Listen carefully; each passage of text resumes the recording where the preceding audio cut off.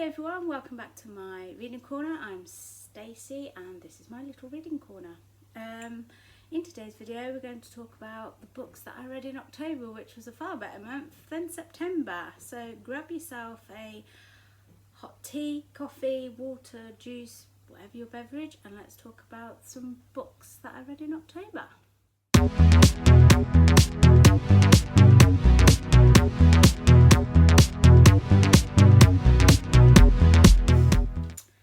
So the first book I read in October was a 5-star, so I started off the month a lot better than September, and that is The Nature of Witches by Rachel Griffin. The main character, Clara, is an Everwitch. What is an Everwitch? An Everwitch is a once in a generation whose magic is tied to every season. So the other witches that she trains next to are just tied to like spring or summer or autumn or winter, just one of the seasons. But Clara is tied to every season, making her powers probably a little bit more powerful. The atmosphere is changing and there's more erratic storms. One of the storms that she comes across a tornado, which she can actually change its path. She changes it in the way of one of her favourite teachers, which is at the farm looking for her cat, who then gets killed. So when Clara realises her powers are more powerful and she needs to sort of train to control these powers to help with the atmosphere, first of all, she doesn't want anything to do with it. She feels guilty because she feels like she's killed one of her teachers. An incident happened which killed one of her best friends and she feels that was her fault. So she doesn't want anything, but as the seasons go on, she starts training with Sang, who helps her to, control her powers and use them. But they do start falling in love. She feels like she needs to choose between her power and happiness with Sang and the duty of the people who loves, but, the world is thrust into chaos, so it's a happy ending. She gets to have both, so there we go. So yeah, I really like this one, definitely a 5-star, and if you followed me before, I love stories about witches, whether it's like the true stories or the fiction. So yeah, I definitely love this one and would recommend it, especially for this time of year with all the autumnal cover. The next book that I read in October is The Breaking Time by Sasha Alsberg. Now you may know or you may not know Sasha Alsberg, but she was a booktuber, probably one of the original booktubers and the very first ones that I started to watch back in the day when all booktubes started to come around. This is a story about Clara, who has recently moved to Scotland with her dad to run a bed and breakfast after the death of her mother. And one day Clara was driving along the road and a mysterious Scotsman, who is Callum, appears in the middle of the road. He's got blood on him. She thinks she's hit him with the car. But then they both find out about each other, that Clara learns that she is a pillar of time. Callum has been catapulted into the future, and he's to help Clara discover that she is the pillar of time, because his friend Thomas has died.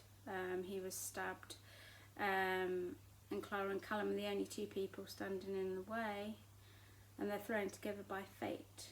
The two have to learn to trust each other. They do fall in love, because the way Callum is described in the book, he sounds a very, handsome guy.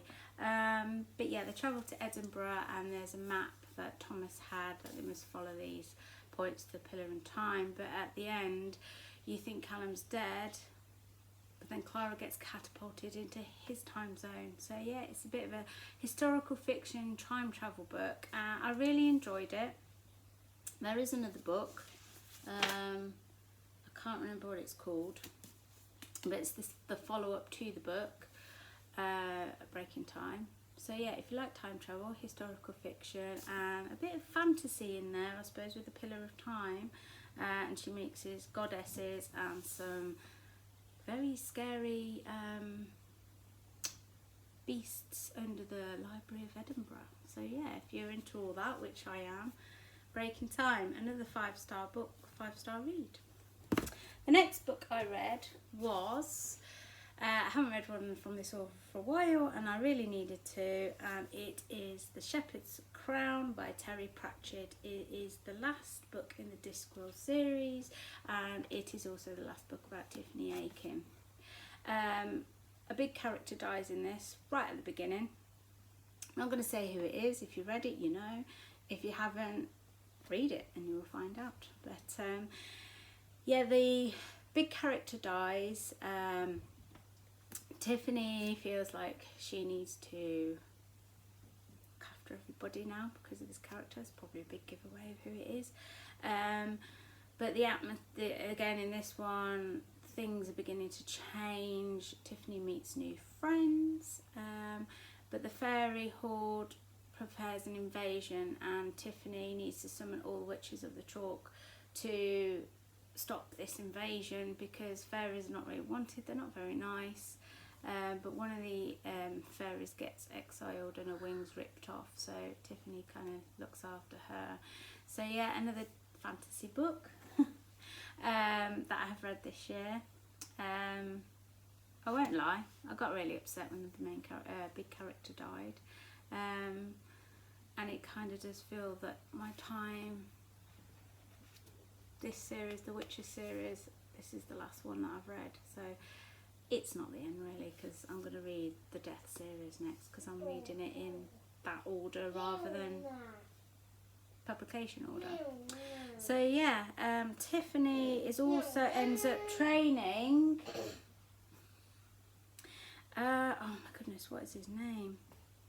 This young lad, he comes knocking at Granny Weatherwax's because he wants to be a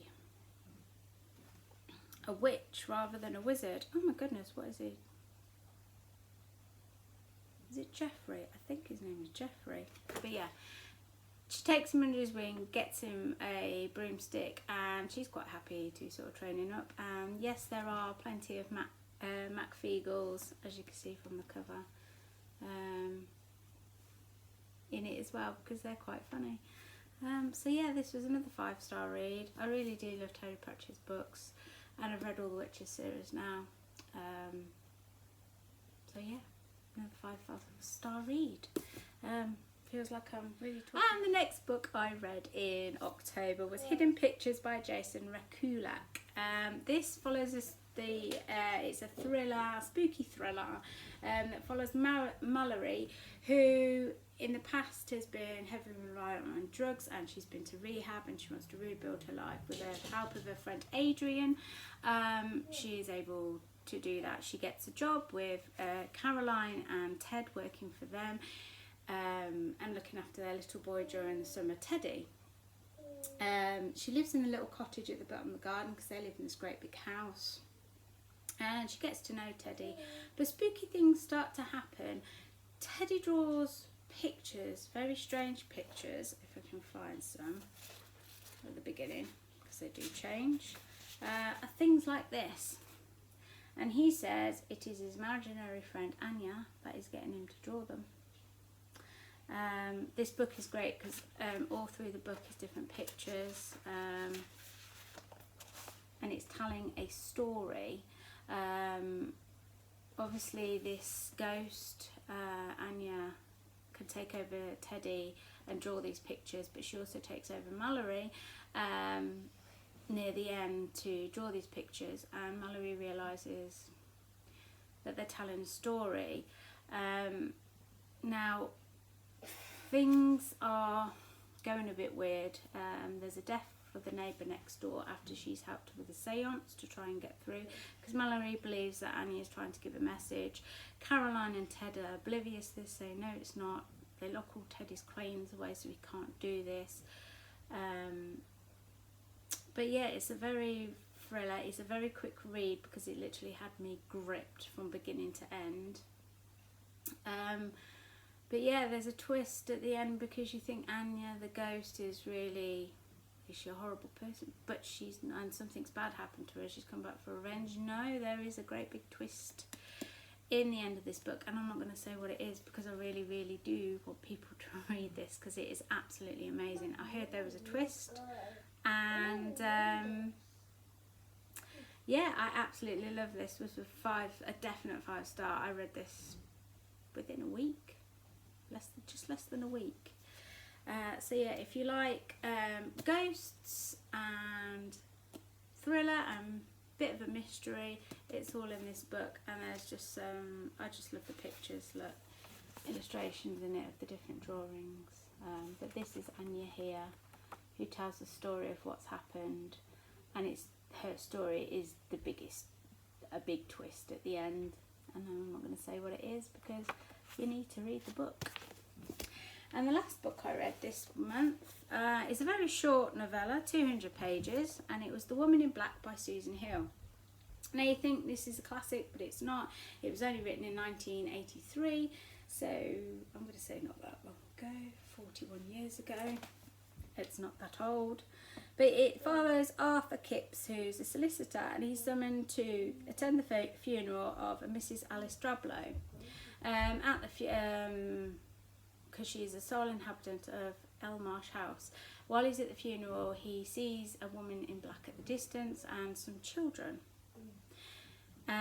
This book did give me little goosebumps every now and again because it is quite freaky. It's not in your face scary, but just the way it's written just gives you goosebumps and is quite spooky because strange things start happening. He keeps hearing the pony and trap outside while he's staying here. He gets a dog as a friend for a bit of company. The dog runs off into the moors and gets stuck in the mud, and he has to rescue this dog. And yeah, things spook him out, and he wants to know more about this woman in black, so he does a bit of digging into the history of it. And it is a woman that lost her baby, and she's sort of come back for revenge, but the ending, oh my goodness, very jaw-dropping, because I really did not expect that ending. And no, it's not a happy ending. After Arthur goes back to his home and gets married to his girlfriend and they have a baby, something really, really awful happens. But yeah, this is really ideal for Halloween, a very quick read. But yeah, very spooky, give me goosebumps the way the things were described.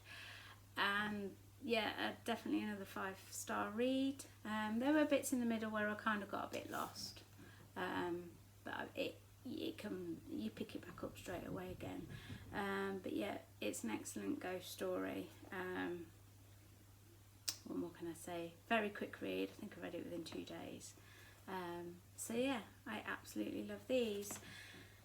But yeah, I had a really good month for October. Sorry if that was a bit quick. Sometimes I never know what to say, put things into words of how great these books are this month. And they're all a mixture, you know, ghost story, thriller ghost, fantasy, time travel, witches. So yeah, I usually choose one that's my most favourite, and I can't this month. So I'm choosing 2. So my 2 favourites this month are Hidden Pictures and The Nature of Witches, because I just can't decide without the 2. But I really love them both. So, you know, it's my channel, my video. So if I want to choose 2 favourites this month, I'm going to choose 2 favourites this month. So yeah, I will link below all the books that I've read this year straight to.